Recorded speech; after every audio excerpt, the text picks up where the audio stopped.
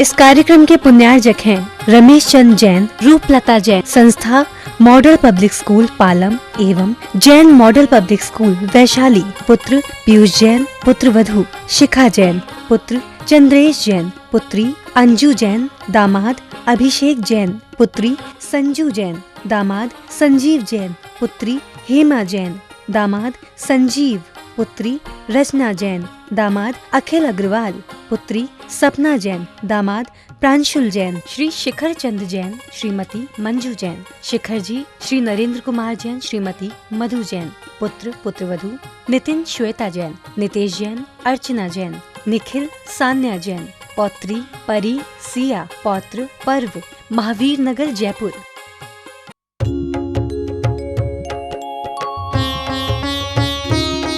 शंका समाधान।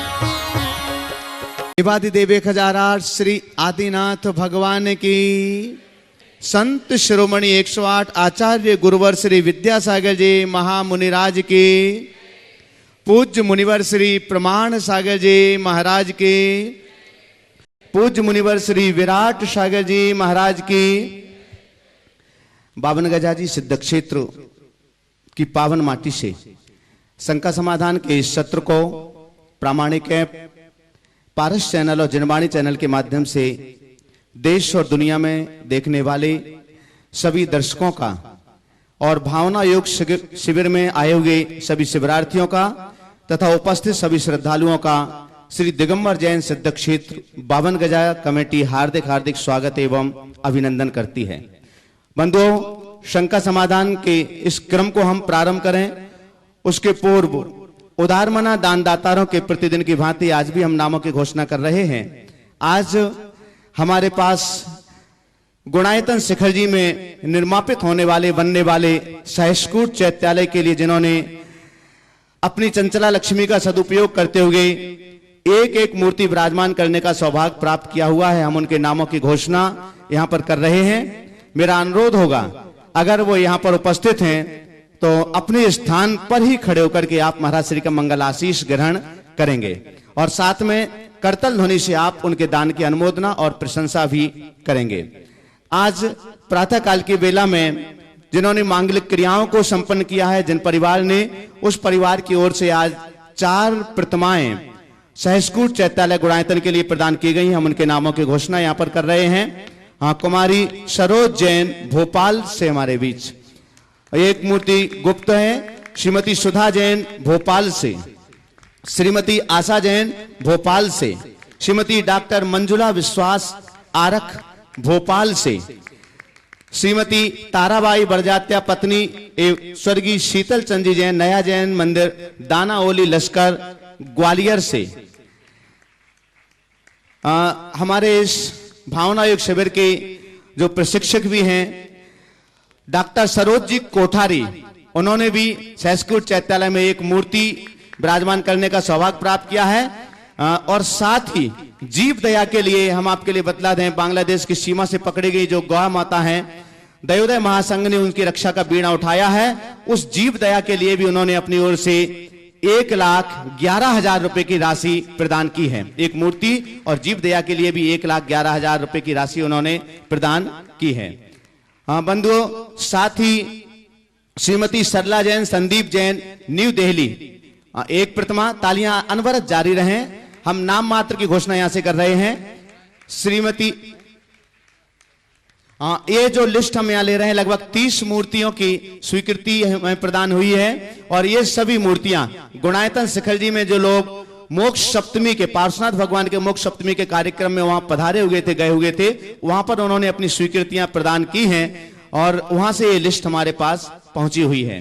श्रीमती असरफी बाई जैन, पवन कुमार जी जैन अशोकनगर, श्री पवन कुमार जैन, श्रीमती सुधा रानी जैन फतेहपुर।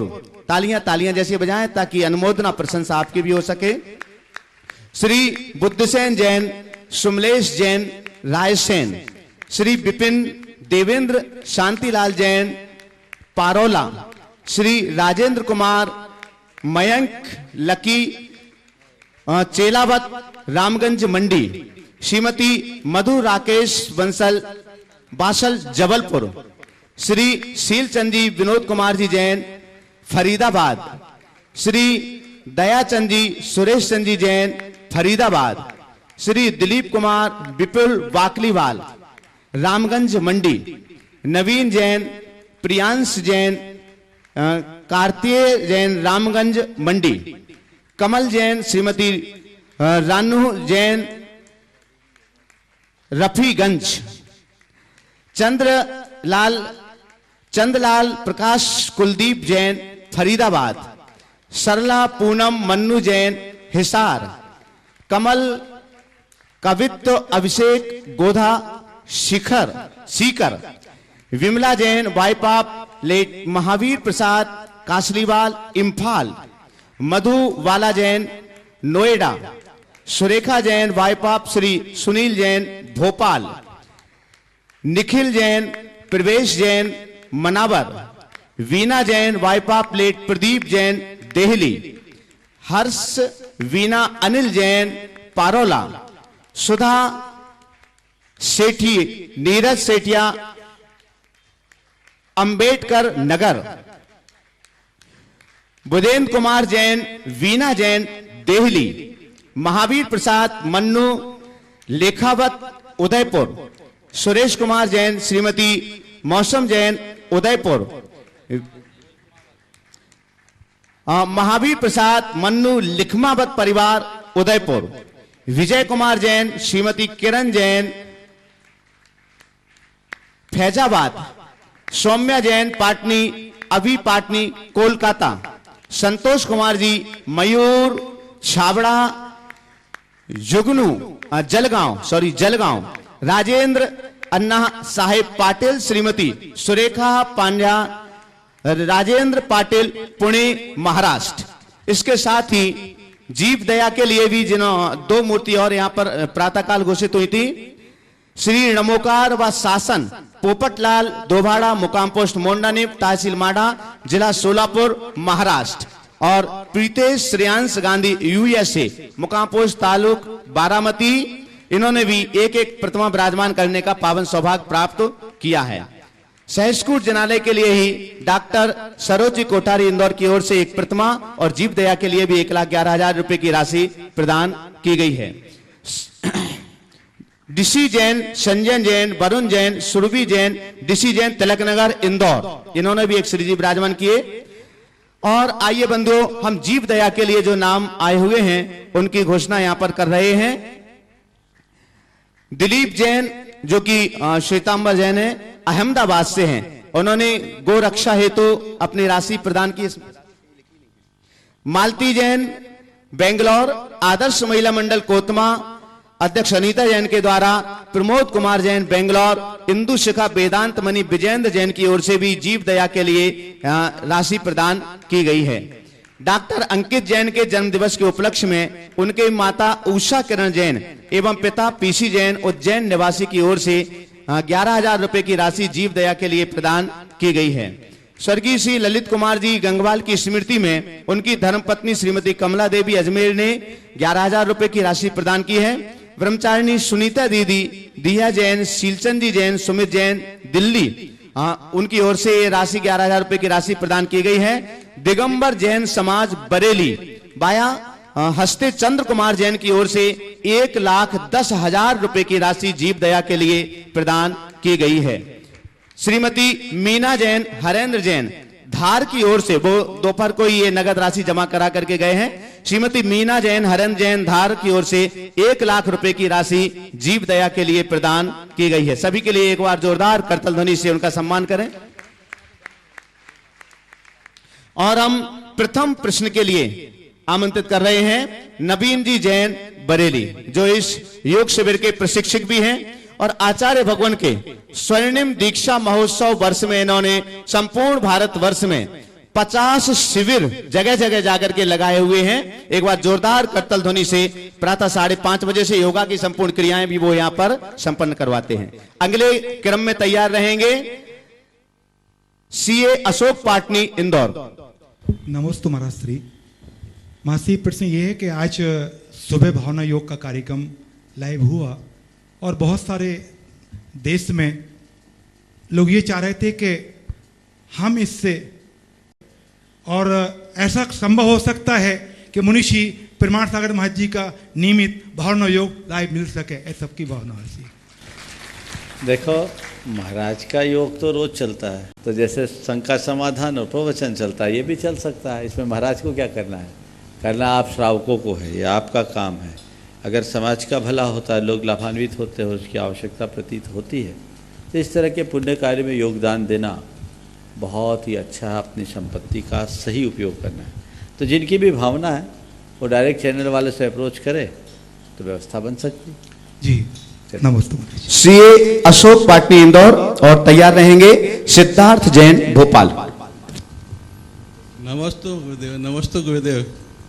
मेरा प्रश्न ये है, साधु संत, गुरुदेव, देवता, भगवान, प्रभु, ईश्वर, तीर्थंकर और प्रकृति में क्रमोत्तर क्या अंतर है और कौन श्रेष्ठ है, तथा कुछ को एक दूसरे के स्थान पर क्यों प्रयोग किया जाता है? साधु संत, देवता, प्रभु, भगवान, प्रकृति और तीर्थंकर में क्या अंतर है?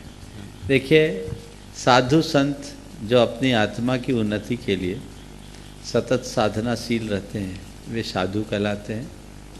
जिनके अंदर बसंत छाता है वो संत कहलाते हैं। जो अपने जीवन को शांत बनाने के मार्ग पर लगते हैं वो संत कहलाते हैं।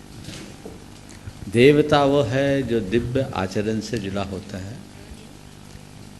प्रकृति हमारे स्वभाव का नाम है और प्रकृति से बाहर का नाम है। प्रकृति एक प्रतीक है जो पूरे ब्रह्मांड का भी प्रतिनिधित्व करती है। प्रभु स्वामी के अर्थ में प्रयुक्त होता है, प्रभु भगवान के लिए भी संबोधन है, और प्रभु कभी कभी हम गुरुजनों के लिए भी संबोधन में ले लेते हैं। प्रभु शब्द का अर्थ है जो अपना मालिक स्वयं हो, जो अपना प्रभु अपना मालिक हो, जो जिसके ऊपर किसी और का नियंत्रण न हो, वो प्रभु है। ईश्वर जिसके अंदर ईशत्व अवस्था है वो ईश्वर कहलाता है। जो अपने ऐश्वर्य का धनी है, परम ऐश्वर्य को प्राप्त कर लेता है, वो ईश्वर कहलाते हैं। प्रकृति हो ही गया, और क्या बचा? तीर्थंकर, जो धर्म तीर्थ का प्रवर्तन करते हैं वे तीर्थंकर हैं। प्रभु, ईश्वर और तीर्थंकर के रूप में हम इन तीनों को एक कह सकते हैं, लेकिन ईश्वर और तीर्थंकर की अवधारणा में थोड़ा सा अंतर है। लोक में जिस तरह से ईश्वर की मान्यता है वो जगत कर्ता के रूप में है। जैन धर्म के अनुसार तीर्थंकर ईश्वरत्व को तो प्राप्त होते हैं, यानी अपने आत्म वैभव को पूरी तरह प्रकट कर चुके होते हैं, जीवन के परम ऐश्वर्य को प्राप्त करते हैं, पर वे जगत कर्ता और जगत नियंता नहीं होते। ये इसमें अंतर है। आपने पूछा इनमें उत्तरोत्तर क्या संबंध है? प्रकृति तो जड़ है, उसे आप बाहर कर दीजिए। साधु संत आगे बढ़ते बढ़ते अपनी प्रभुता को प्राप्त करते हैं तो ईश्वरत्व को अभिव्यक्त कर सकते हैं, और उनमें से ही कुछ तीर्थंकरत्व को हासिल करते हैं। सीए सिद्धार्थ जैन भोपाल, हम आपके लिए बता दें दोपहर में इस बच्चे का प्रश्न इतना अच्छा था, भावना योग शिविर के दोपहर के सत्र में इसने प्रश्न किया था, लेकिन महाराज श्री ने कहा है सायंकालीन सत्र में इस प्रश्न को रखा जाए। आपके बाद में तैयार रहेंगे डॉक्टर सरोज कोठारी इंदौर। नमोस्तु महर्षि, मेरा प्रश्न ये है कि भावना योग की रचना करने का आपको विचार कैसे आया एवं इसकी रचना कहाँ और कब हुई थी? चूँकि दोपहर में इसने सवाल किया, मैंने सोचा है तो सब पूछते हैं तो एक बार सबके बीच में ही पूछवा लेना चाहिए, ताकि बार बार मुझे जवाब देने की मशक्क़त न करनी पड़े। देखिए, आज से लगभग 10 वर्ष पूर्व मुझे एक व्यक्ति ने 2 पुस्तकें भेंट की, द सीक्रेट और the power of subconscious mind. मैंने दोनों पुस्तकों को जब पढ़ा तो मुझे लगा कि ये बहुत कुछ जैन अध्यात्म और जैन साधना से मेल खाता है। उसी समय मेरे मन में एक भाव आया कि मैं भावना योग पर कुछ लिखूं, पर बात आई गई हुई कोई संयोग ऐसा नहीं बना कि इस कार्य को आगे बढ़ाऊं। ये घटना 2007 की है। लेकिन विगत दिनों से बहुत सारे लोग मुझसे बार बार कहते थे कि महाराज श्री कुछ ऐसी चीज़ आप समाज को दीजिए जो लोगों के गुणात्मक परिवर्तन का आधार बने। इस बीच law of attraction, auto suggestion जैसी चीज़ों का बहुत ज़्यादा प्रचार प्रसार हो रखा था। कई युवा भी मेरे पास आए जिनमें कई प्रोफेशनल्स थे, कई बड़े उद्यमी थे। वे जब कभी भी इसकी बात करते थे तो मैं उनसे कहता था, भैया तुम जिनकी बात कर रहे हो वो हमारे यहाँ बहुत पहले से कही हुई, हमारे शास्त्रों के मर्म को समझो। तो ये सब चीज़ें जब सामने आई तो मुझे लगा कि कुछ ऐसा करना चाहिए जिससे लोगों के जीवन का रूपांतरण भी हो और हमारी प्राचीनतम साधना को लोग व्यवहारिक जीवन में उतार सकें। तो इसी भाव से मैंने इस पर सोचना शुरू किया और पिछले वर्ष रतलाम के चातुर्मास में मैंने इसे मूर्त रूप दिया और 4 बातें इसमें जोड़ी। प्रार्थना जो इनर नरिशमेंट है, प्रतिक्रमण इनर क्लीनिंग, प्रत्याख्यान इनर रिजोल्यूशन और सामायिक इनर रिफ्लेक्शन के रूप में। ये एक ऐसा कार्यक्रम है जो हमारे समग्र जीवन को परिवर्तित करता है। तो रतलाम चातुर्मास में मैंने इसकी संयोजना की और वो भी सहज रूप से 10 लक्षण के दिनों में जो प्रातःकाल ध्यान कराते थे तो मन में आया ध्यान न करा करके भावना योग कराया जाए। और हुआ उसके बाद एक बार कुछ युवकों को मैंने कराया, पर रतलाम में ऐसा कोई योग नहीं बन पाया कि इसे मैं बृहत रूप में लोगों के बीच करा पाऊँ। उसके बाद 52 गजा भी आना हुआ पर संयोग नहीं बना। सिद्धवर कूट में 31 मई, 1 जून और 2 जून को त्रिदिवसीय पहला भावना योग का शिविर लगा था और तब उसके बाद ये दूसरा भावना योग का शिविर है। इस बीच बहुत सारे लोग जो पिछले पर्यूषण से इसका अभ्यास कर रहे हैं, लोगों को इसका लाभ दे रहे हैं। अभी विदेशों में भी लोगों ने इसका प्रयोग किया है, लोगों को अच्छा लग रहा है। मैं सोचता हूँ कि यदि लोगों का जीवन इससे बदलता है तो मेरा श्रम सार्थक होता है। तो भावना योग को रचने के पीछे रचा नहीं हूँ, मैंने तो केवल व्याख्या की है। हमारी प्राचीनतम साधना है जिसे लोगों ने ठीक तरीके से नहीं समझा। हमने प्रार्थना को केवल गुणानुवाद तक सीमित कर लिया, जबकि मैंने प्रार्थना अपने आप को समर्थ, सशक्त, स्वस्थ और सकारात्मक बनाने की प्रेरणा के रूप में रखा है। प्रतिक्रमण केवल एक पाठ बन गया जो यथार्थ हमारे दोषों के शोधन का नाम है। प्रत्याख्यान की बात जब हम करते थे तो केवल किसी त्याग का नाम प्रत्याख्यान करते थे, लेकिन मैंने प्रत्याख्यान का अर्थ दिया है भावी जीवन को उज्जवल बनाने का संकल्प, जो एक प्रकार का ऑटो सजेशन है, हमारे जीवन को बदलता है। और सामायिक में भी हम इस तरह के भावनाएं अपने अंतरंग में उतारते हैं जिसका हमारे शास्त्रों में भरपूर उल्लेख है, जिसकी काफ़ी कुछ चर्चा मैंने भावना योग के दौरान और सुबह के प्रवचन में कर ली है, इसलिए इसकी पुनरावृत्ति नहीं करूँगा। लेकिन एक पंक्ति में ये जरूर कह सकता हूँ, भावना योग वह प्रक्रिया है जिसे अपनाकर जन जन अपना उत्थान कर सकता है। आवश्यकता है केवल इसकी सही तरीके से अभ्यास करने की और लोगों को इससे अवगत कराने की, लोगों तक इसे पहुंचाने की। यदि ये कर सकते हैं तो इससे जनता का उत्थान होगा और जैन धर्म का भी युगांतकारी जैन धर्म की प्रभावना होगी। महर्षि एक और प्रश्न। बस एक ही। डॉक्टर सरोज कोठारी इंदौर, और बोलिए। उसके बाद में तैयार रहेंगे डॉक्टर राजेंद्र जी बंसल बुढ़ार। नमस्ते महाराज जी, मेरा प्रश्न भावना योग से ही संबंधित है कि आज भी जैसे चर्चा हुई और जो प्रश्न आ रहे हैं भावना योग से संबंधित, उसमें ये लग रहा है कि किसी की साइकोलॉजिकल प्रॉब्लम है, किसी की फिजिकल प्रॉब्लम है, तो अलग अलग तरह की समस्याएं हैं और उसके समाधान के लिए वो भावना योग करना चाहते हैं। तो जो भावना योग है जिस तरह से कि बच्चों के लिए शुरू किया गया था, एक जो भावना योग अभी चल रहा है, तो क्या जिस तरह अलग अलग ग्रुप हैं तो उनके लिए भावना योग भी अलग अलग होना चाहिए? देखिए, सबसे पहले तो भावना योग के संदर्भ में एक भ्रांति का निवारण करना चाहता हूँ।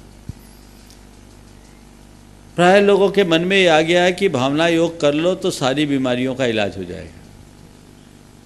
ऐसा भ्रम बिल्कुल मत रखना और ऐसा आप लोग प्रचारित भी मत करना। हालांकि काफ़ी हद तक बीमारियों के निदान का, बीमारियों से मुक्ति का ये माध्यम है, लेकिन हमें इसका प्रचार बिल्कुल नहीं करना है, नहीं तो भावना योग बदनाम हो जाएगा। लोग आजमाएंगे और बाद में कहेंगे कुछ होता नहीं।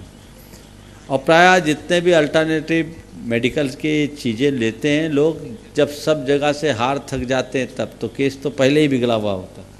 प्रारंभ से ले तो कोई बात है।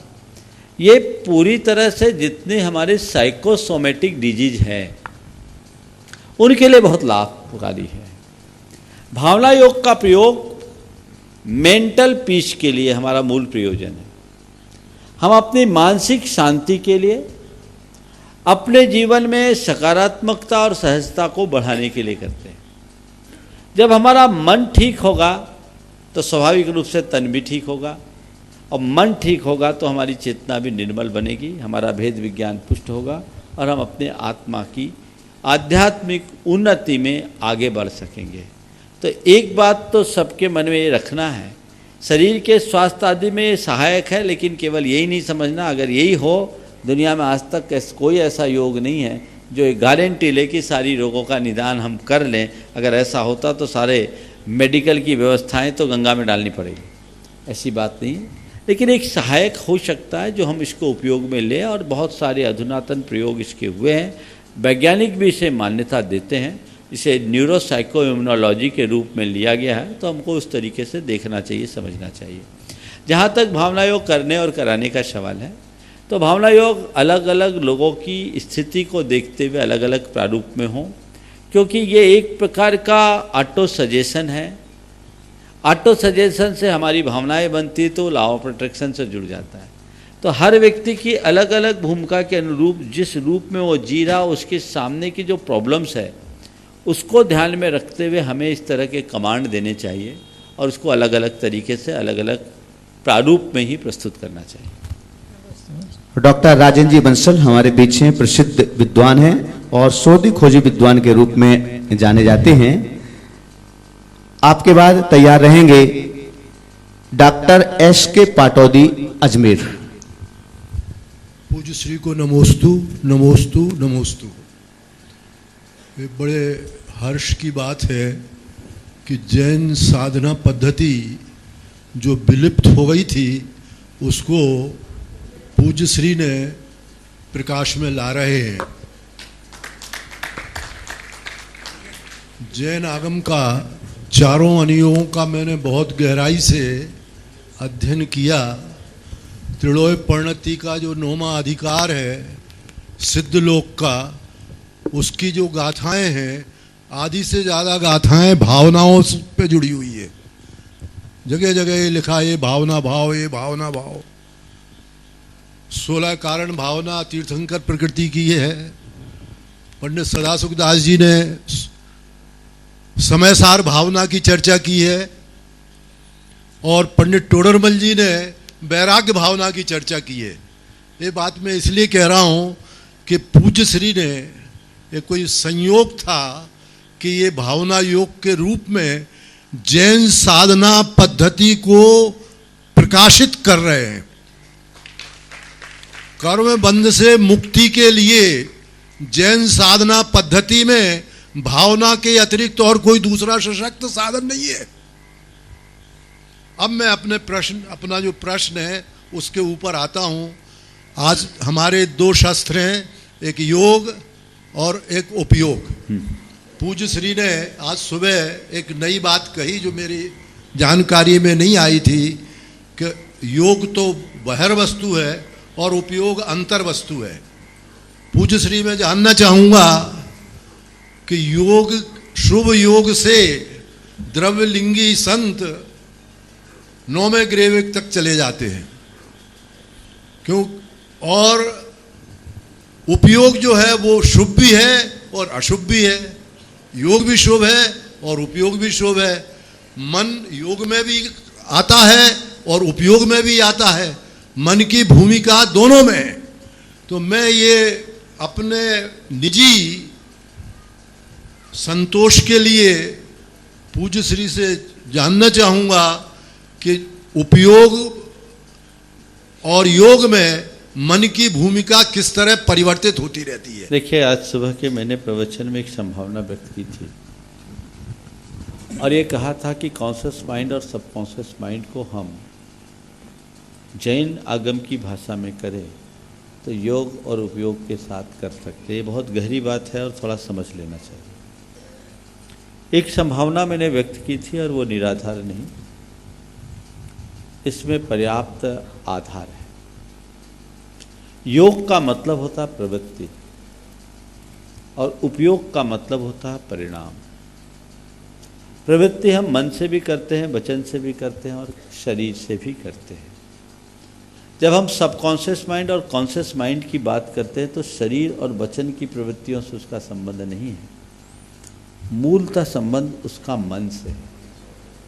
कॉन्शियस माइंड यानी व्यक्त मन, जो हमें प्रकट दिखता है, जिसके माध्यम से हम करते हैं, जिसमें तर्कना है, विचार। और सबकॉन्शियस माइंड है हमारे भीतर का मन, जो हमारे कॉन्शियस माइंड को एक्टिवेट करता है। हमारे सबकॉन्शियस माइंड में जैसे संस्कार होते हैं वैसी हमारी कॉन्शियस माइंड के माध्यम से प्रवृत्ति होती है। ये मूलतः अवचेतन मन और चेतन मन की अवधारणा है, जो व्याख्या आज के मनोविज्ञान में की जाती है। हमारे यहाँ जो शब्द दिए गए हैं, ये ऐसा विषय है कि इस पर पूरा एक सत्र हो सकता है और विद्वानों की एक गोष्ठी भी कर दी जा सकती है। पर मैं देख रहा हूँ कि आज बहुत लंबी लिस्ट है, तो मैं इसको थोड़ा संक्षेप में ही बताऊँगा। डॉक्टर साहब को संतोष करना पड़ेगा क्योंकि बहुत गहराई की बात है, फिर भी संक्षेप में बता रहा हूँ। योग यानी प्रवृत्ति, उपयोग यानी परिणाम। आचार्य अमृतचंद जी ने प्रणिधानम उपयोग कहा। प्रणिधान परिणाम अंतरंग के, उसका नाम उपयोग है, जो शुभ अशुभ और शुद्ध के भेद से 3 प्रकार का होता है। जब हम विषयों की तरफ रहते हैं तो अशुभ होता है, जब हमारे अंदर धर्मानुराग होता है तो शुभ होता है, और जब राग रहित होते हैं तो शुद्ध होता है। तो ये है हमारा उपयोग जो अंदर है।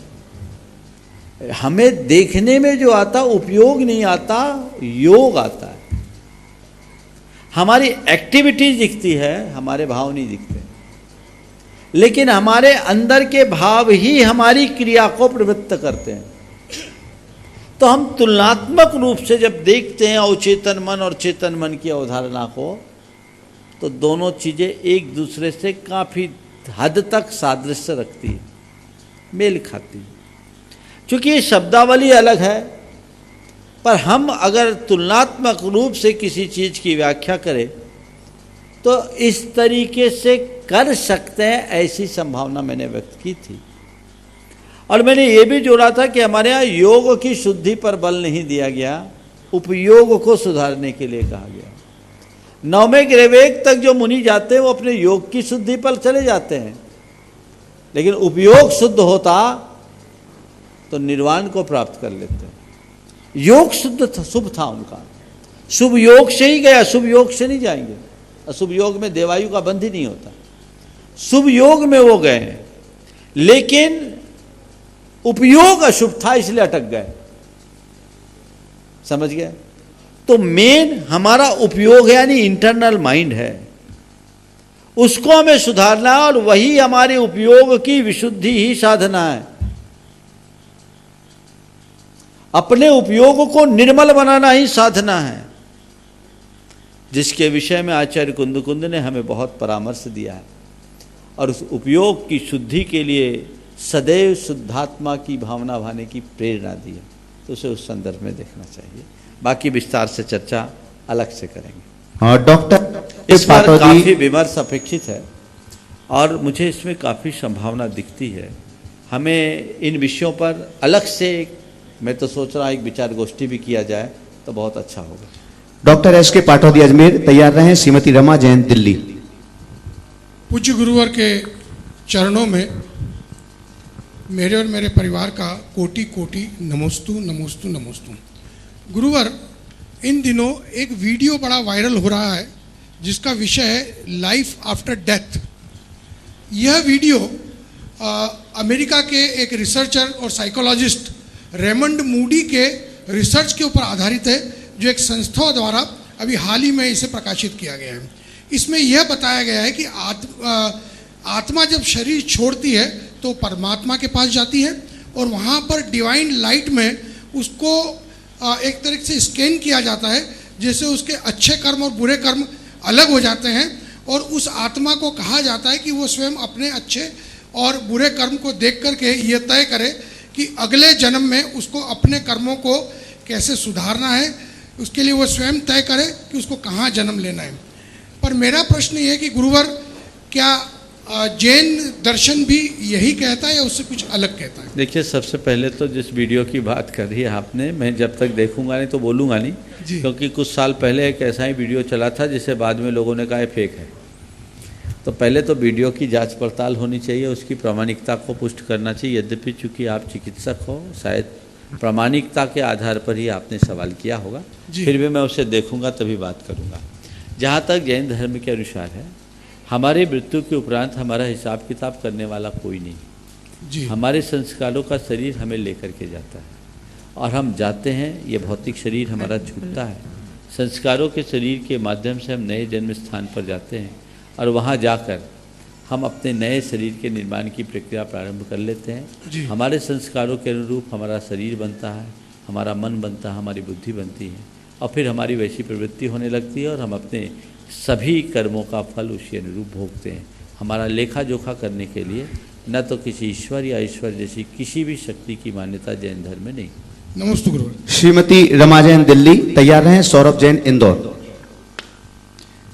जिनके नाम ले रहा है वो थोड़ा सा पहले से तैयार हो जाएं। मुनीश्री जी के चरणों में बारंबार नमस्तु।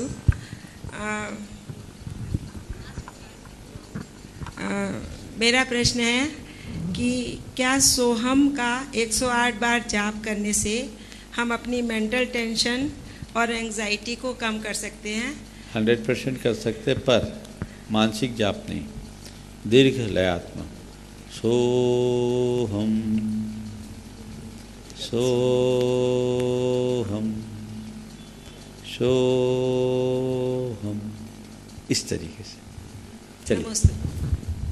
सौरभ जैन इंदौर और आपके बाद में तैयार रहेंगे प्रशांत पाटनी झालरा पाटन। शीघ्रता से। नमस्ते महाराज श्री। मेरा प्रश्न ये था कि अगर कोई व्यक्ति मेरे से कुछ पूछता है और मैं जब उसका जवाब देता हूँ तो अगर वो उस चीज़ को एक्सेप्ट नहीं करता है तो उसके लिए मेरे को बहुत अच्छा नहीं लगता और उस पर मैं जल्दी से रिएक्ट भी कर देता हूँ और मेरे को गुस्सा आता है। तो उसके कारण क्या बोलते हैं, वो भावना योग के थ्रू उसको कैसे अपन कर सकते हैं? ठीक, कोई कुछ पूछता है और वो उससे संतुष्ट नहीं होता, हम रिएक्ट करते हैं। आपने पूछा है ऐसी बातों को हम भावना योग के माध्यम से कैसे नियंत्रित करें। सबसे पहले हम जो भावना योग करते हैं और ये बात हम बार बार अपने मन में भरते हैं कि मुझे सकारात्मक रहना है, मुझे सकारात्मक रहना है, मुझे सकारात्मक रहना है, तो ये कमांड आपके माइंड पर अच्छे लेवल तक चले जाएगी। तो किसी के द्वारा पूछे जाने पर रिएक्ट करने का सवाल ही नहीं आएगा, क्योंकि आपका ये जो रिएक्शन है वो नेगेटिविटी है। तो हम अपनी सकारात्मकता को बढ़ाएंगे, समस्या अपने आप हल हो जाएगी। समझ गए ना? तो हम जो बोलते हैं उसे केवल मंत्रोच्चार की भांति मत कीजिए, उसे फील कीजिए, उसे अपने भीतर उतारिए। ये समझिए कि ये सब चीज़ें मेरे सबकॉन्शियस में जा रही है, बहुत बड़ा बदलाव आएगा। प्रशांत पाटनी झालरा पाटन तैयार रहें, राखी बरजाते औरंगाबाद। महाराज श्री नमस्तु। महाराज श्री, जिस कापी पर सारे विषयों को संभालने की जिम्मेदारियां होती है वह अक्सर रफ कापी के रूप में हो जाती है। ऐसे ही परिवार व समाज में अधिक जिम्मेदारियां संभालने से मनुष्य का यही हाल हो जाता है। भावना योग के माध्यम से कैसे जीवन को रफ होने से बचाएं, शंका समाधान करें। नमस्ते। आपने पूछा जिस कापी पर सारे विषयों को संभालने की जिम्मेदारी होती है उसे रफ माना जाता है जी। आपने पूछा है कि भावना योग के माध्यम से हम रफ बनने से अपने आप को कैसे बचाएं। देखिए, सबसे पहली बात तो मैं आपसे ये कहता हूँ, रफ होना बुरा नहीं है। हमें यह अवधारणा हटानी चाहिए कि जो रफ है वो बुरा है। वस्तुतः रफ से ही फेयर बनता है। तो वस्तु ये देखा जाए, जिसे लोग रफ मानते हैं उसे फेयर का जन्मदाता मानना चाहिए। जी महाराज, नमस्ते महाराज। और अगर आप रफ को फेयर का जन्मदाता मान लोगे तो आपका सवाल ही खत्म हो जाएगा। जी महाराज। तो आप ये क्यों महसूस करते हैं कि मैं रफ हूँ? आप ये क्यों महसूस नहीं करते कि आज मेरे ऊपर जो कुछ अंकित हो रहा है उससे दूसरे लोग लिखना पढ़ना सीख रहे हैं, लोगों का जीवन फेयर हो रहा है, अच्छी बात है, मैं निमित्त बन रहा हूँ। सोच ऐसी बनाइए, आपको कभी नहीं लगेगा ये बात सही है। जो सबको संभालता है वो विषय, सब विषय को संभालने वाली काफ़ी रफ कहलाएगी, लेकिन रफ के बाद फेयर तभी होगा। बस एक बात कहता हूँ, रफ होने में बुराई नहीं है, टफ होना बुरा है। नमस्ते महाराज। रफ बनिएगा, टफ मत बनिए। राखी बढ़जाते औरंगाबाद महाराष्ट्र, और आपके बाद तैयार रहेंगे अतिशय जैन भोपाल। नमस्तु महाराज श्री, नमस्तु। मेरा प्रश्न है महाराज श्री, 45 दिन का भावना योग का अगर हम कोर्स करते हैं तो उसमें महिलाओं को 3 दिन की अशुद्धि आती है, तो उसमें भावना योग करना चाहिए या नहीं करना चाहिए? भावना योग में कोई मंत्र नहीं है, कोई जाप नहीं है, आप आराम से कर सकते हैं, कोई दिक्कत नहीं है। हाँ, महाराज की फोटो नहीं देखना, छवि नहीं देखना, वॉइस सुन सकते हैं। नमस्ते महाराज। अतिशय जैन भोपाल तैयार रहें। अभिनंदन जैन भोपाल, दृष्टि गुड़ायतन। ये अभी तो पूछा था, दूसरा था। अच्छा चलो ठीक है, भाई होगा तुम्हारा। बोलो बोलो बोलो। हाँ बोलो। हाँ, भावना योग प्रणेता मुनिश्री प्रमाण सागर जी महाराज के चरणों में मेरा त्रैबार नमोस्तु। महाराज जी, मेरा मन अभिषेक में तो लगता है, परंतु महाराज जी पूजा पाठ आदि में नहीं लगता। अब ऐसे में महाराज जी मैं पूजा पाठ आदि में अपना मन कैसे लगाऊं? तुम्हारा नाम अभिषेक है शायद, इसीलिए अभिषेक में मन लगता है। नहीं महाराज जी, अतिशय। अतिशय अभिषेक में मन लगता है, पूजा पाठ में मन नहीं लगता है। मैं क्या करूं? देखिए, अभिषेक भी पूजा का एक अंग है, और इस उम्र में अगर तुम अभिषेक करते हो और अभिषेक के बाद भाव भक्ति के साथ अर्घ चढ़ा लेते हो तो वो तुम्हारे लिए ठीक है। धीरे धीरे अपना इंटरेस्ट क्रिएट करो, पूजा के अर्थ और बोल को समझने लगोगे ना तो पूजा में भी मन लगेगा। पूजा में मन इसलिए नहीं लगता होगा कि सारी हिंदी की पूजाएं तुम्हें समझ में नहीं आती होगी, यही कारण है ना। तो किसी से अर्थ समझ लो, उसके भाव को समझ लो, तो धीरे धीरे प्रैक्टिस करने पर उसके में भी मन लगने लगे। और महाराज जी, सिद्ध क्षेत्र पर भावना योग करने का अधिक महत्व है। देखो, कहीं भी करो, जो भावना योग करेगा वो एक दिन सिद्ध क्षेत्र में पहुंच जाएगा। अभिनंदन जैन भोपाल, दृष्टि गुड़ायतन, और उसके बाद में तैयार रहेंगे प्रभात महिला मंडल हावड़ा। समस्त महिलाएं एक साथ खड़ी हो जाएंगी और प्रश्न रिंकू जैन करेंगी। महाराज जी, मेरा एवं नेहरू नगर जैन समाज भोपाल का त्रैवान सादर नमोस्तु। मेरा प्रश्न है कि महाराज जी, सम्मेर शिखर जी की वंदना के बारे में दुआ है कि भाव सहित वंदे जो कोई ताई नरक पशुगति नहीं हुई। अतः वंदना करते समय हमारे भावों की विशुद्धि कैसी होना चाहिए, तथा हम कैसे समझें कि हमारी भाव वंदना सहित हो रही है? कई बार इस विषय में प्रकाश डाल चुका हूँ, अभी बोलूँगा तो 10 मिनट जाएगा, पुराने वीडियो क्लिप से संतोष करना। प्रभात महिला मंडल हावड़ा, आगे तैयार रहेंगे अभिषेक सिंगई खिमला सा। ओम नमस्ते गुरु। मेरा प्रश्न है, कितने व्यक्ति जिंदगी भर धर्म ध्यान नहीं करते हैं पर अंत समय उनकी समाधि मरण हो जाती है, और कितने मुनिवर लोग, कितने साधु संत हैं, उनके अंत में समाधि नहीं होती, इसकी वजह क्या होती है? देखिए, यही दुर्लभता है। कईयों के जीवन भर कुछ न करने के बाद भी समाधि हो जाती है, और कई ऐसे हैं जो जीवन भर सब कुछ करते हैं तो भी नहीं हो पाती। ये दुर्लभ है, इसलिए हमें इसकी भावना भाते रहनी चाहिए। इस भावना के प्रभाव से ही वास्तविक लाभ होता है। अभिषेक सिंगई खिमलासा, आगे तैयार रहेंगे प्रिया जैन बेंगलोर कर्नाटका। महाराज श्री नमोस्तु। मेरा प्रश्न ये है कि आत्मा का स्वाउर्ग गमन करना है, और हम 12 भावना, समाधि मरण और शास्त्र इत्यादि पढ़ते हैं तो हमें समझ में आता है कि संसार में कोई सार नहीं है, फिर भी हम उस ओर निरंतर अग्रसर क्यों नहीं हो पाते? उधर रुचि की कमी है। रुचि बढ़ जाएगी तो अपने आप अग्रसर होगे। तो रुचि बढ़ेगी बार बार के स्वाध्याय से, चिंतन से, मनन से, मंथन से। प्रिया जैन बेंगलोर, और आगे बहुत श्रद्धा पूर्वक हमारे बीच ब्रह्मचारी डी राकेश जैन सागर से और सभी भैया लोग यहाँ मंच पर उपस्थित हैं। एक बार जोरदार करतल ध्वनि से सभी भैया लोगों का वृत्ति परिवार का सम्मान करें। नमस्ते महाराज जी। महाराज मेरा प्रश्न ये है, सर्वोत्तम दान क्या है? अगर हमें रास्ते में कोई भिखारी दिखे तो हमें उसे उसकी हेल्प करनी चाहिए या क्या करना चाहिए हमें? देखिए, सर्वोत्तम दान का जहाँ तक सवाल है, सर्वोत्तम दान क्या है यह कहने की जगह मैं ये कहूँगा, दान गृहस्थ का सर्वोत्तम कर्म, सर्वोत्तम कर्म मान करके आपको दान करना चाहिए। अब रहा सवाल क्या करें। एक बार मुझसे किसी भाई ने पूछा कि महाराज, एक तरफ मैं मंदिर में दान करने के लिए जा रहा हूँ और रास्ते में कोई पीड़ित मिल रहा है, मैं दान कहाँ दूँ? मंदिर में दान देने से ज़्यादा पुण्य होगा या पीड़ित को की सेवा करने से ज़्यादा पुण्य होगा? मैंने जवाब दिया कि भैया, दान करने से पुण्य होगा, गुना भाग लगाने से पुण्य नहीं होगा। बात समझिएगा थोड़ा। दान करने में पुण्य है, गुना भाग लगाने में पुण्य नहीं। अगर मैं कह दूं कि मंदिर में जाने दान देने से ही पुण्य होगा, तो तुम उसको भूखे तड़पते छोड़ोगे और मंदिर में दान दोगे क्योंकि तुम बनिया हो। और मैं कहूं कि बस भूखे प्यासे की सेवा करने में ज़्यादा पुण्य होगा, तो तुम भगवान को ही भूल जाओगे।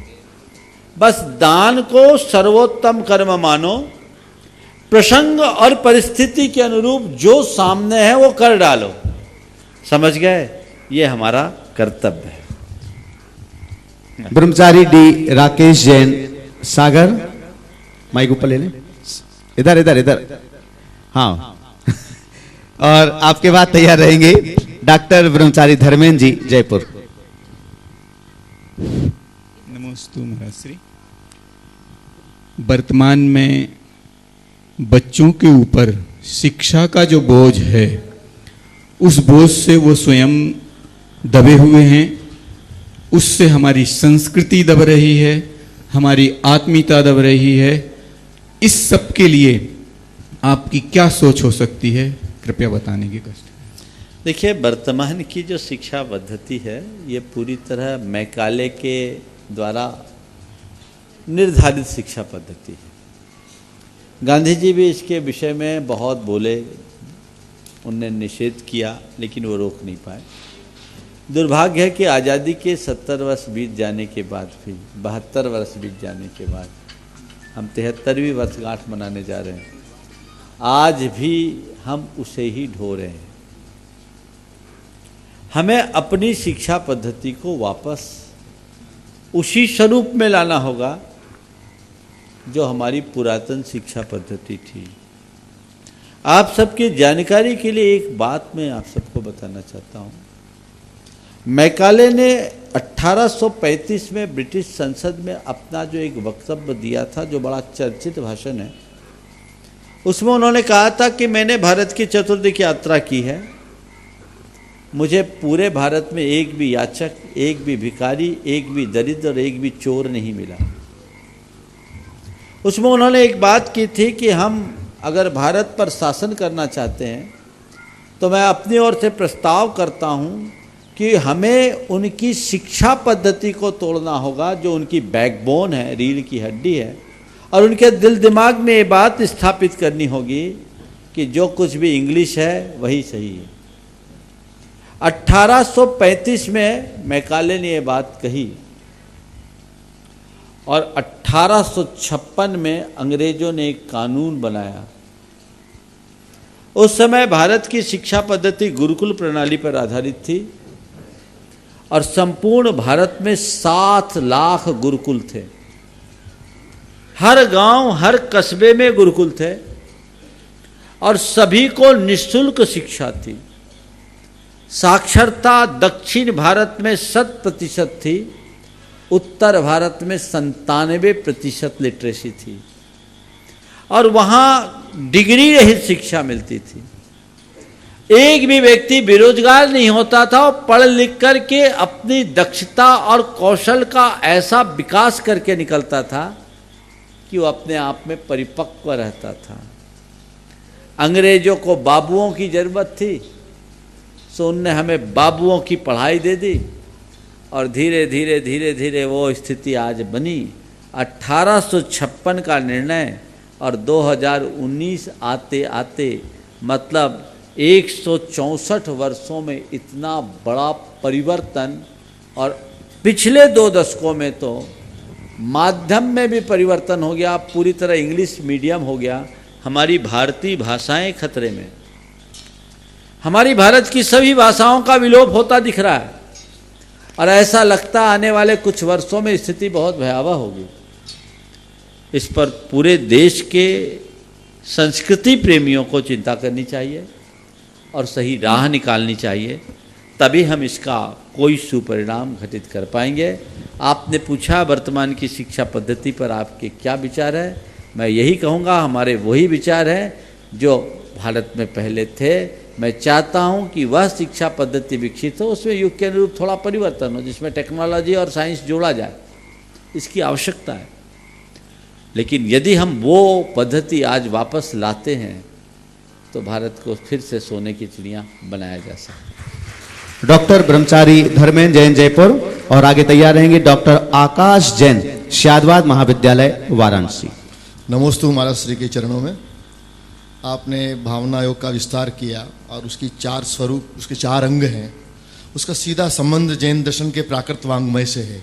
और अभी भाई साहब ने जो शिक्षा पद्धति की बात की, उसकी जो भारतीय संस्कृति के मूल तथ्य हैं वो भी जैन दर्शन के प्राकृत वांग्मय में है। तो मेरी ये भावना है महाराज श्री, समय समय पर आपने भारत की जनता को प्रेरणा के माध्यम से चार्ज किया है, तो आज पुनः मैं चाहता हूँ कि प्राकृत और जैन दर्शन पूरे देश के अनेक राज्यों के विश्वविद्यालय में चलता है और ये समय प्रवेश का चल रहा है, तो आप प्रेरणा के माध्यम से जैन दर्शन और प्राकृत राजकीय स्तर पर भारत की जनता पढ़े, जिससे इतिहास बनता है और जैन संस्कृति का संवर्धन संरक्षण होता है। देखिए, बहुत ही गंभीर विषय पर आपने ध्यान आकर्षित किया है। मैंने अभी कहा भारत भाषा संस्कृति की संवाहक होती है। जब तक हमारी भाषा है तब तक हमारी संस्कृति है। भारतीय संस्कृति में प्राकृत का बहुत महत्वपूर्ण स्थान है और हमारा जैन वांग्मय तो प्राकृतमय है। हमारा मूल महामंत्र नमोकार प्राकृत में है, हमारे सारे ग्रंथ प्राकृत में हैं। संस्कृत से भी प्राचीन भाषा प्राकृत है जो हमारी जनभाषा है और हमें चाहिए कि हम प्राकृत के प्रति रुझान रखें। मैं देश भर के लोगों को कहना चाहता हूँ कि वे प्राकृत के प्रति रुचि रखें। जिन जिन विश्वविद्यालयों में प्राकृत का पाठ्यक्रम है उससे वे स्नातकोत्तर की पढ़ाई करें, अपना नामांकन कराएं। महिलाएं इसमें विशेष ध्यान दे सकते हैं। वो पढ़ लिख जाने के साथ साथ यदि ये करें तो उससे 2 लाभ होगा। एक तो उन विश्वविद्यालयों में प्राकृत की पढ़ाई चलते रहेगी और आप प्राकृत को जानोगे तो हमारी संस्कृति को ज़्यादा अच्छे से पहचान पाओगे। यह सभी की जिम्मेदारी है। आपके पास प्रतिभा है, क्षमता है, तो उन सबका सदुपयोग करना चाहिए और एक अभियान चलाना चाहिए, हम प्राकृत की पढ़ाई करें। और मैं ये चाहता हूँ कि कुछ ऐसा भी सिस्टम बनाना चाहिए हमें कुछ विश्वविद्यालयों के माध्यम से, जहाँ पत्राचार के माध्यम से भी प्राकृत की शिक्षा चल रही है। कहाँ चल रहा है? राजस्थान में वर्धमान खुला विश्वविद्यालय है, वहाँ डिप्लोमा कोटा वाला। हाँ, कोटा वाला। तो एक कोटा के विश्वविद्यालय से वर्धमान खुला विश्वविद्यालय से ओपन यूनिवर्सिटी में, हाँ विश्वविद्यालय कहाँ है?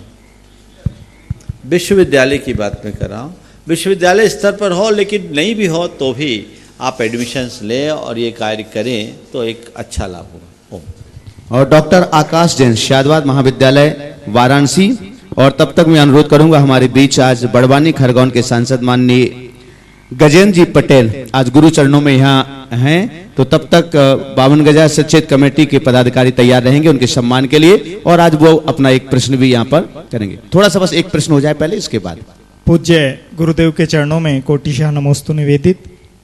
पूज्य श्री, मैं वाराणसी में शादवाद महाविद्यालय में अध्यापक हूँ, जिस विद्यालय में आपके दादा गुरु आचार्य श्री ज्ञान सागर जी पंडित भूरामल शास्त्री के रूप में जिन्होंने अध्ययन किया है। और पूज्य श्री, लगभग जब आपका बिहार और झारखंड से राजस्थान की ओर हो रहा था। आपके चरण सियादवाद महाविद्यालय में पढ़े थे और उसके बाद विद्यालय में बहुत अच्छा कार्य उत्तरोत्तर, क्योंकि हमारा उद्देश्य है पुरानी जो इसका पुराना पहले जैसा विद्यालय था ऐसा करने का हमारा संकल्प है। लेकिन पूज्य श्री कभी कभी ऐसा होता है कि हमें कुछ ऐसे डिसीजन लेने पड़ते हैं और कोर्ट में केस भी हैं, सुप्रीम कोर्ट में, हाई कोर्ट में भी, और मैं उन चीजों को देखता हूं तो मुझे ऐसा लगता है कि उनसे कसाई तो होती है सामने वाले से जिसके विरुद्ध वो केस चल रहे हैं, और किसी की ईगो भी आता है और मन में हमारे भी कसाई होती है। मन में आता है कि कहीं वो कसाई हमारी अनंतानुबंधी कसाई तो नहीं हो रही है। पूज्य श्री जरा समाधान करें और हम क्या करें ऐसी स्थिति में। देखिए, सबसे पहली बात तो यह है, सियादवाद महाविद्यालय जैन संस्कृति का एक बहुत बड़ा संस्थान है।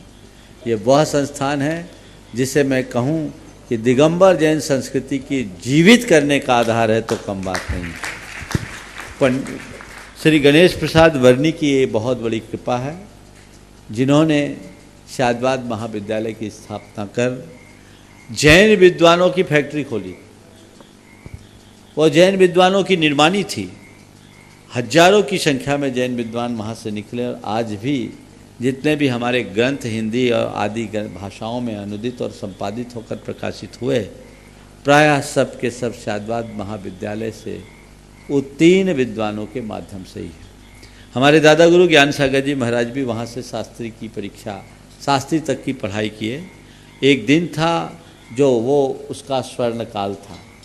समय के अनुसार आज उस महाविद्यालय की स्थिति अनुकूल नहीं है, लेकिन फिर भी मुझे प्रसन्नता है कि इन दिनों फिर से वह अपने पुराने यौवन को प्राप्त करने के लिए संघर्षरत है। आचार्य श्री के पास भी वहाँ के श्रेष्ठ लोग आए और अजय बाबू के माध्यम से उसका संचालन हो रहा है। मैं चाहूँगा अजय बाबू बड़े कर्मठ और जुझारू हैं ही, पूरी जीवटता के साथ लगे और इस नई टीम को आगे बढ़ाने का प्रयास करें।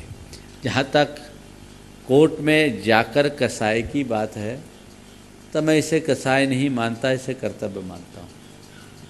कसाई मैं इसे तब कहूँगा जब तुम अपने व्यक्तिगत स्वार्थ के लिए कुछ करो। पारमार्थिक संस्था के लिए जो कुछ भी किया जाता है वो तुम्हारी कसाई नहीं, कर्तव्य है। जैसे तुम श्रावकों के लिए विरोधी हिंसा को हिंसा न कहकर कर्तव्य कहा।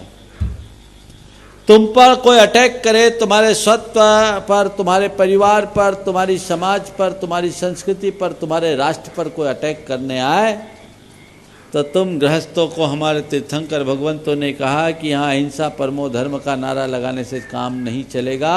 उस समय तुम्हारा कर्तव्य आतताई आक्रमणकारी को सबक सिखाओ। तो ये कर्तव्य है, ये हिंसा नहीं है। तो इसी तरह तुम्हें अगर कोई व्यक्ति तुम्हारी संपत्ति के ऊपर कब्जा करना चाह रहा है या कोई गलत मुकदमे में तुम्हें फंसा रहा है, तुम्हारी संस्था जिसका दायित्व तुम्हारे कंधों पर है उसके हित में बाधक हो रहा है और उसके लिए आप न्याय की लड़ाई लड़ रहे हो, तो ये लड़ाई नहीं, कर्तव्य है। हम साधुओं के साथ हो तो हम कहेंगे तुम जानो, तुम्हारा काम जाने, हमें कोई मतलब नहीं।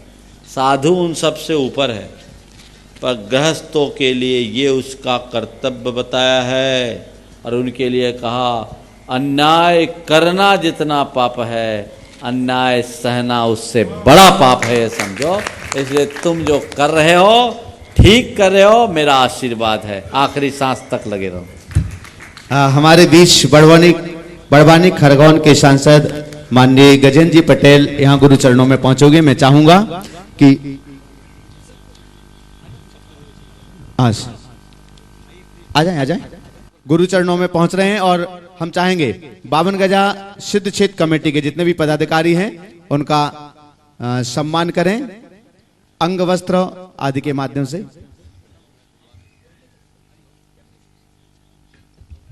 और हाँ, पहले सम्मान हो जाए जब तक, उसके बाद वो अपना वक्तव्य भी देंगे और प्रश्न भी करेंगे।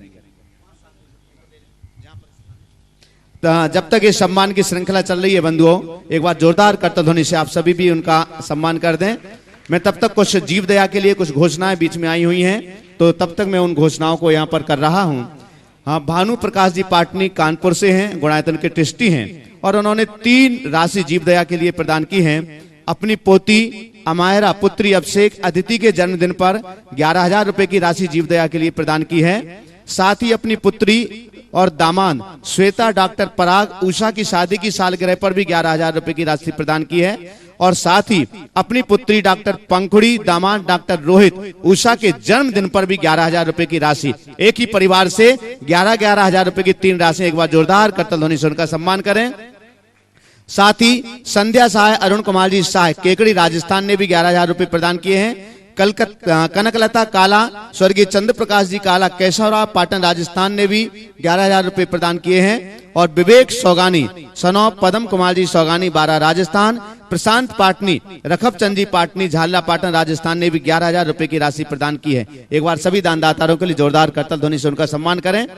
और हम चाहेंगे गजेंद्र जी पटेल अपनी बात भी रखें और साथ में आपका प्रश्न हो तो गुरु चरणों में आप अपना प्रश्न भी रख सकते हैं। बाकी लोग अपना स्थान ग्रहण करें, सिर्फ उनको खड़ा रहने दें, बाकी लोग अपना स्थान ग्रहण करें। सर्वप्रथम गुरु चरणों में प्रणाम करता हूं। यहाँ पर उपस्थित मेरे से वरिष्ठ पिता तुल्य सबको प्रणाम, माताओं को प्रणाम, भाइयों और बहनों को मेरा नमस्कार। आप सबको मेरा एक छोटा सा संसदीय क्षेत्र खरगोन और बड़वानी में देश भर से आए हुए, मैं अभी प्रश्न में सुन रहा था कि काफ़ी दूर के लोग यहाँ पर आए हैं। ऐसे सभी भक्तों को मैं इस क्षेत्र का सेवक होने के नाते गुरु जी का भी और आप सबका मेरे क्षेत्र में स्वागत करता हूँ, आप सबका अभिनंदन करता हूँ। मैं बड़ा अभिभूत हूँ प्रश्नों के हल उत्तर में देखने के बाद। समाज को एक नई दिशा और दशा देने का काम गुरुजी कर रहे हैं। मेरा बड़ा सौभाग्य है कि इस पावन भूमि 52 गजा में हमको ये सानिध्य प्राप्त हो रहा है। मैं पूज्य पिताजी स्वर्गीय उमराव सिंह जी भी यहाँ से जनप्रतिनिधि थे और उनको भी सौभाग्य, यहाँ पर जब 52 गजा का जब पहली बार मेला लगा था तो इस क्षेत्र के विधायक थे और मैं एक छोटा सा बालक था, तो मेरा पहली बार आने का अवसर उस समय था। तब से मैं आज तक इस 52 गजा की भूमि से जुड़ा हुआ हूँ और समय समय पर मेरा आना जाना यहाँ पर है। और इसलिए मैं समाज का उस वर्ग से हूँ जो जनजाति वर्ग से कहलाता है, जो समाज की मूल भावनाओं का प्रतिनिधित्व करता है। इसलिए समय भी कम है, इसलिए मेरा प्रश्न में सीधा करने का मैं आपसे आज्ञा चाहता हूँ। मैं गुरुजी से निवेदन करता हूँ कि पहले पूरा विश्व हिंदू संस्कृति के अनुसार जीता था और हिंदू संस्कृति के अनुसार ही पूरे विश्व में काम होता आया है। मैं एक जनप्रतिनिधि होने के कारण, समाज के सभी वर्गों से जुड़ने के कारण, आने वाली सदी 21वीं सदी हमारे सामने खड़ी है। भारतीय जनता पार्टी 21वीं सदी भारत की हो, इसके लिए प्रयास कर रही है। मैं चाहता हूं कि आपके माध्यम से जनप्रतिनिधियों ने क्या प्रयास करना चाहिए कि 21वीं सदी समाज को जोड़कर हिंदू संस्कृति के तौर पर खड़ी हो। इसके लिए हमको क्या क्या प्रयास करने चाहिए एक जनप्रतिनिधि होने के नाते, और बाकी समाज के सभी अंग होने के नाते उनका भी क्या दायित्व है, इस बारे में अवगत होगा तो हम उसको काम कर पाएंगे। यह मेरा प्रश्न है। बहुत अच्छे भाव व्यक्त किए हैं पटेल साहब ने। आपने अपनी जो भावना और श्रद्धा प्रकट की है, मैं समझता हूँ यहाँ के बड़े बाबा के प्रति ये श्रद्धा आपकी ही नहीं पूरे अंचल की है। मैं देखता हूँ यहाँ जो कोई भी आता है उसे लगता है कि बड़े बाबा हमारे हैं। आपने कहा कि मैं अभी जनजाति समाज से हूँ, तो मैं आपसे कहता हूँ आदिम जाति तो भगवान आदिनाथ की ही है,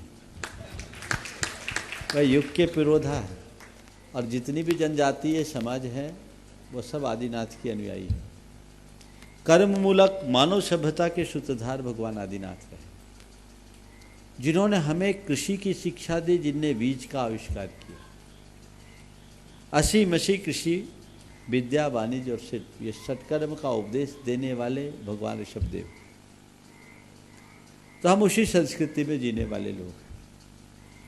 आपने एक बात कही कि भारतीय जनता पार्टी 21वीं शताब्दी को भारत की बनाना चाहती है, उस दिशा में हम क्या करें।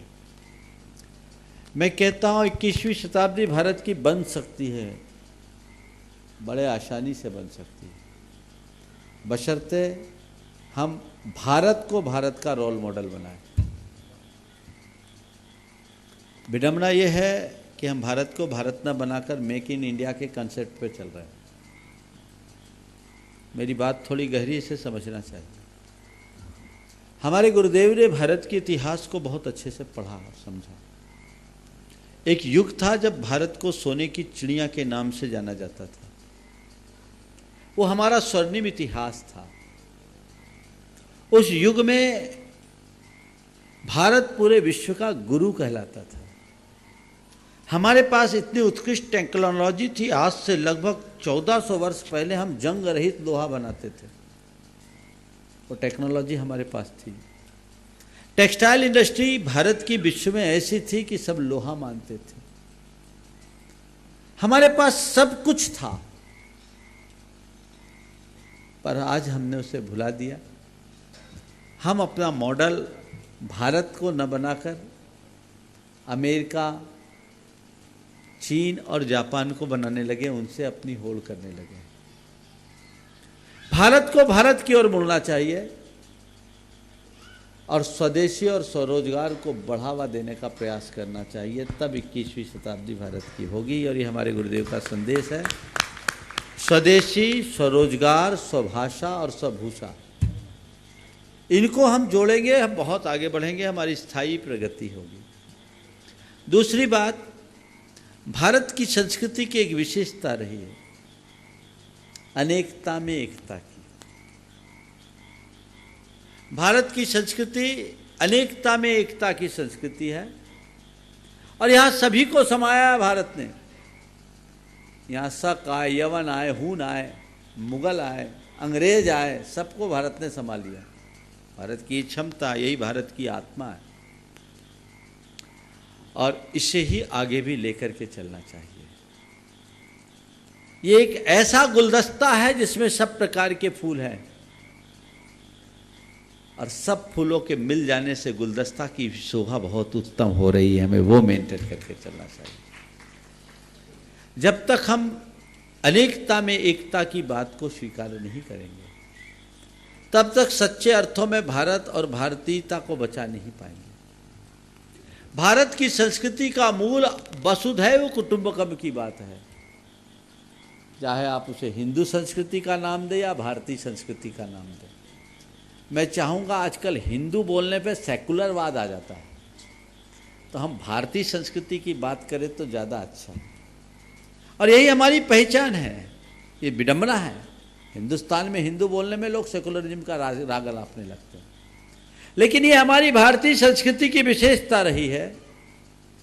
और यदि उस अवधारणा के साथ हम चलते हैं तो बहुत बड़ा काम कर सकते हैं। भारतीय जनता पार्टी ने जो बीड़ा उठाया है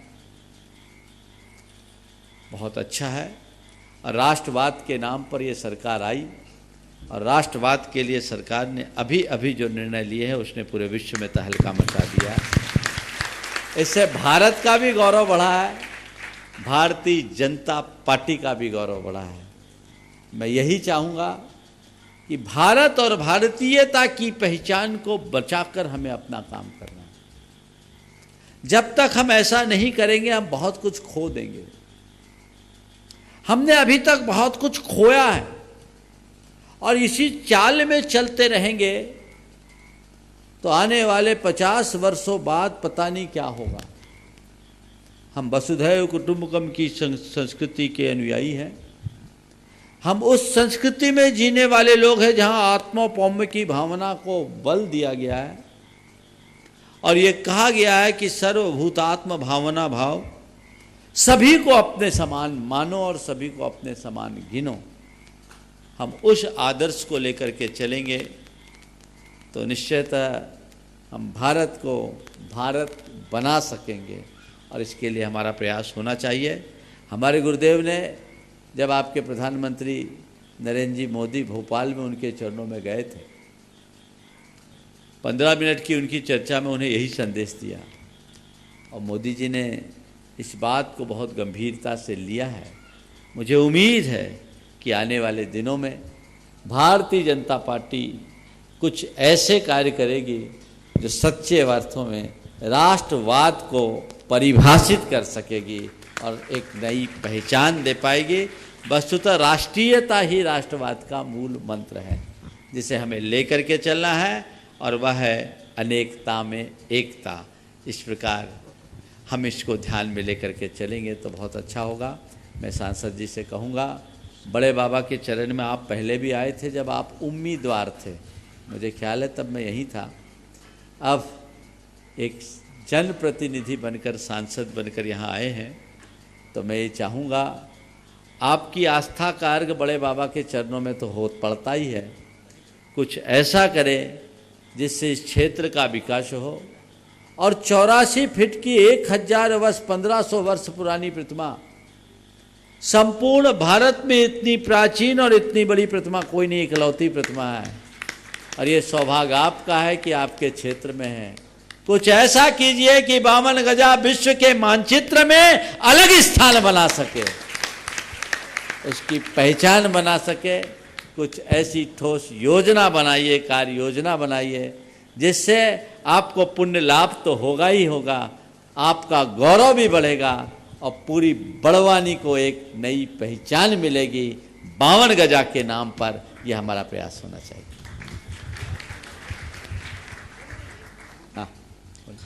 महाराज जी के श्री चरणों में प्रणाम करते हुए मैं श्री राम यादव अपनी बात रखना चाहता हूँ। आज के इस कोलाहलपूर्ण जीवन में हम देखते हैं कि कहीं न कहीं आत्मिक शांति के लिए हम सब लोग प्रयास करते हैं जो नहीं मिल पा रही है। वो कैसे मिले? आने वाले दिनों में ये भावना योग जो यहाँ चल रहा है शायद उसके माध्यम से भी क्या संभव है? फिर से दोहराइएगा, मैं सुना नहीं आपकी बात। हाँ। आज के इस कोलाहल भरे वातावरण में जीवन में हम मानव मात्र आत्मिक शांति के लिए जहाँ तहाँ कहीं हम जाते रहते हैं, वह कैसे प्राप्त हो? और भावना योग का शिविर भी चल रहा है, शायद कहीं न कहीं उसके माध्यम से भी क्या यह संभव है? देखिए, आत्मिक शांति को पाने के लिए यहाँ वहाँ जाने की जरूरत नहीं, अपने में ठहरने की आवश्यकता है। यहाँ वहाँ जाने के पीछे ही मनुष्य शांत है। हम जब अपने में ठहरेंगे तब हमको शांति मिलेगी। और भावना योग का मूल प्रयोजन मेंटल पीस है, अपने मन की शांति है। और यदि लोग इसका प्रयोग करेंगे तो मन की शांति अवश्य पाएंगे। इस प्रकार आज के सत्र को परम पूज्य गुरुदेव के चरणों में नमन अर्पित करते हुए मैं यहीं पर विराम दे रहा हूँ। बोलिए परम पूज्य आचार्य गुरुवर श्री विद्यासागर जी महाराज।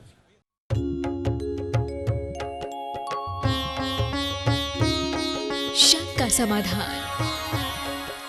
इस कार्यक्रम के पुण्यार्जक थे रमेश चंद जैन, रूपलता जैन, संस्था मॉडल पब्लिक स्कूल पालम एवं Jain model public school Vaishali. पुत्र पीयूष जैन, पुत्र वधू शिखा जैन, पुत्र चंद्रेश जैन, पुत्री अंजू जैन, दामाद अभिषेक जैन, पुत्री संजू जैन, दामाद संजीव जैन, पुत्री हेमा जैन, दामाद संजीव, पुत्री रचना जैन, दामाद अखिल अग्रवाल, पुत्री सपना जैन, दामाद प्रांशुल जैन, श्री शिखर चंद जैन, श्रीमती मंजू जैन, शिखर जी श्री नरेंद्र कुमार जैन, श्रीमती मधु जैन, पुत्र पुत्रवधू नितिन श्वेता जैन, नितेश जैन, अर्चना जैन, निखिल सान्या जैन, पौत्री परी सिया, पौत्र पर्व महावीर नगर जयपुर।